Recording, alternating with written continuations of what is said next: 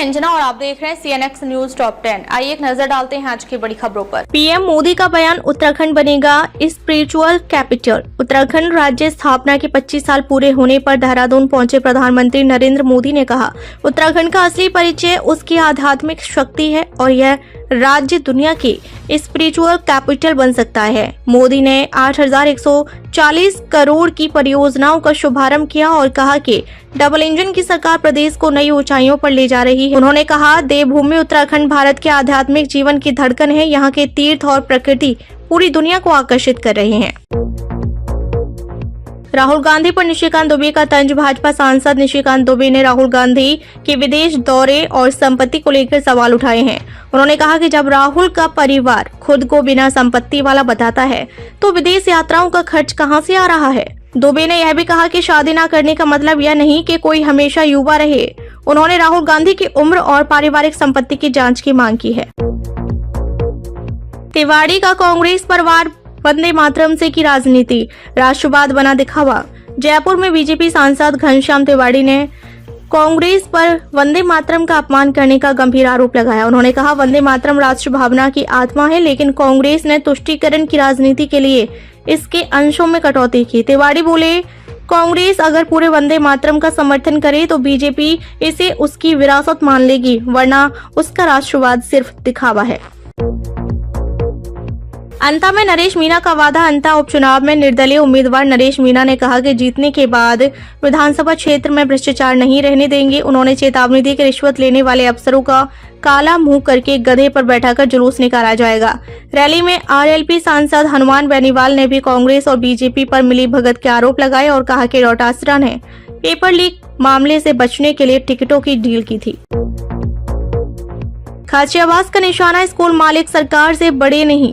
जयपुर में पूर्व मंत्री प्रताप सिंह खाचियावास ने सेंट एंसलम स्कूल के कार्यक्रम द राइजिंग स्टार में सरकार पर बड़ा हमला बोला। उन्होंने कहा, अमारा की मौत पर सरकार जवाब दे। जहां बच्चे सुरक्षित हैं वहीं देश सुरक्षित है।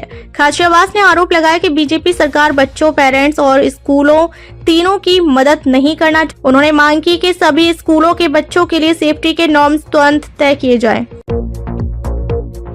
कोटा स्टेशन पर गहलोत के सामने भिड़े धारीवाल और गुंजल के समर्थक। राजस्थान कांग्रेस में एक बार फिर गुटबाजी सामने आई है। कोटा रेलवे स्टेशन पर अशोक गहलोत के सामने ही शांति धारीवाल और प्रहलाद गुंजल के समर्थक आपस में भिड़ गए। दोनों तरफ से जमकर नारेबाजी और धक्का मुक्की हुई। पुलिस ने बीच बचाव की कोशिश की, लेकिन माहौल गर्म रहा। हैरानी की बात ये रही कि धारीवाल और गुंजल दोनों ही मौके पर मौजूद नहीं थे। गहलोत बिना रुके सीधे बांद्रा के लिए रवाना हो गए। जैसलमेर में ATM चोरी की बड़ी वारदात। राजस्थान के जैसलमेर जिले में बदमाशों ने नोटों से भरा SBI का ATM उखाड़ ले गए। यह घटना मोहनगढ़ थाना क्षेत्र के नेहड़ाई गांव की है, जहां देर रात बदमाशों ने पहले बूथ का गेट तोड़ा और फिर गाड़ी से मशीन को खींच कर ले गए। बताया जा रहा है कि ATM में करीब 11 लाख रुपए की नकदी थी। सुबह जब लोगों ने टूटा दरवाजा और खाली बूथ देखा तो तुरंत पुलिस को सूचना दी गई। फिलहाल पुलिस इलाके की CCTV फुटेज खंगाल रही है। जोधपुर में प्रॉपर्टी के नाम पर 25 लाख की ठगी। जोधपुर में परिचितों ने प्रॉपर्टी दिलाने के नाम पर एक व्यक्ति से 25 लाख रुपए की ठगी कर ली।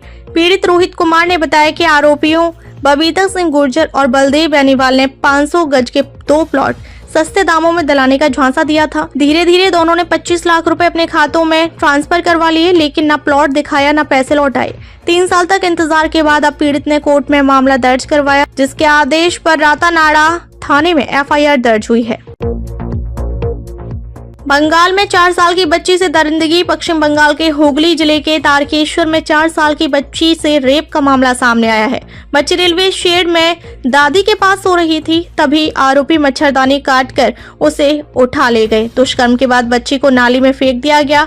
वह खून से लथपथ हालत में बेहोश मिली। गालों पर दांतों के निशान थे। पुलिस ने केस दर्ज कर जांच शुरू कर दी है। पत्नी से अफेयर का शक था, दोस्त की कर डाली हत्या। प्रयागराज में अयाज नाम के शख्स ने अपने दोस्त सिराज की चाकू से हत्या कर दी। अयाज को शक था कि सिराज का उसकी पत्नी से अफेयर है। उसने कबूल किया कि रात भर चाकू लेकर सिराज का इंतजार करता रहा और सुबह उस पर ताबड़तोड़ 6 वार किए। सिराज की मौके पर ही मौत हो गई, जबकि पुलिस ने कुछ ही घंटों में अयाज को गिरफ्तार कर लिया। अब तक के लिए बस इतना ही, फिर मिलते हैं कुछ ऐसी ही बड़ी खबरों के साथ। तब तक के लिए नमस्कार और देखते रहिए CNX न्यूज टॉप 10।